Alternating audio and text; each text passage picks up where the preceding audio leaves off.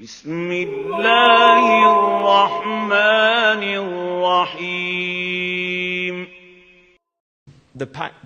The Pythagoreans worked out that music is related to geometry. And in classical Western tradition, you had what was called the quadrivium, and so you studied arithmetic first, which is number, discrete number, arithmetic, 1, 2, 3, 4. And obviously not simple arithmetic, but the meaning of numbers. Because numbers are related, all numbers are multiples of 1. Everything comes from 1. And then you went into geometry, which was number in space. And then you went into music, which was number in time and space. And then you went into astronomy, music, which is number in time. And then you went to astronomy, which is number in time and space. So there was a cosmology to the quadrivium. And these are related to cosmologies. Now, different maqamat affect different parts of your soul. And this is why the prohibitions of music are there, because music is very, very dangerous. And a lot of people don't know what they're doing with the music. And if you don't believe this, all you have to do is look at some documentary footage of what was called Beatlemania in the West, and how mad people went over new sounds of music that were being popularized and promoted over the airways. And rock and roll had a massive impact on people. And as it got darker and darker, and you went into these heavy metal and all these other types of, you get some really, really serious problems at these concerts where people literally will go mad. I mean, obviously there's drug involvement, and this is another reason, because you'll find many of the hadith that talk about the prohibition of music also have drugs mentioned in the same hadith. In fact, there's an argument that all of them have drugs mentioned in the same hadith. And the Prophet ﷺ said the end of time won't come until people permit. And then he said,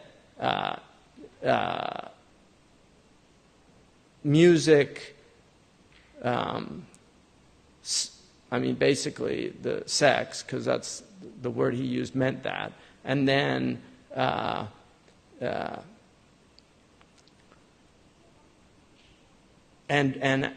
drugs, intoxicants. So he actually mentioned those three together, right?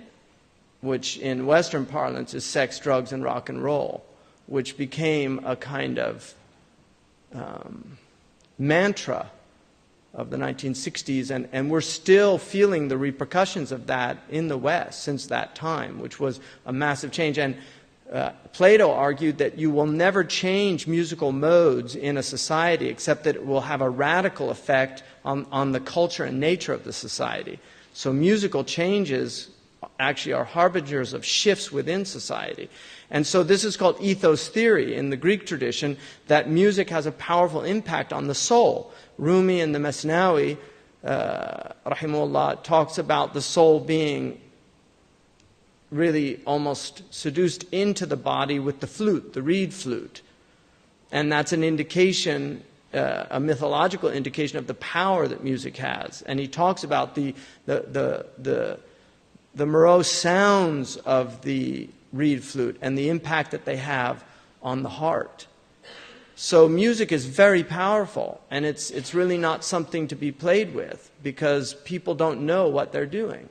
And in traditional, like if you go into traditional, like ragas in Indian music, they have a whole science, and they know that they're having an impact on people. Al-Farabi wrote a book called Kitabun Musiq al-Kabir, and in that book he gives you the maqamat to use that where you can make people laugh. If you play the maqams, they'll start laughing uncontrollably. You can play other maqams and they'll start crying. And so this is the power that exists in this form. So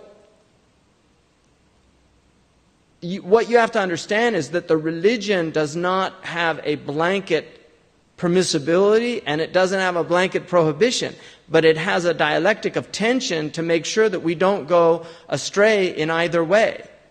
And so, for instance, what we just heard, which is sama', you can, if you're present, and if your heart's open to it, it can actually have a very powerful spiritual impact on you.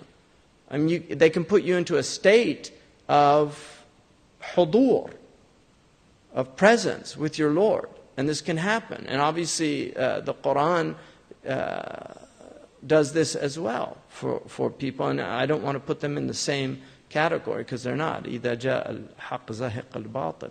Everything other than the Quran, in terms of this, has a vacuity to it. But the meanings also are embodied in these words. The things that they're saying, are very powerful things. Imam al-Busayri, they were just reciting very powerful meanings from Imam al-Busayri.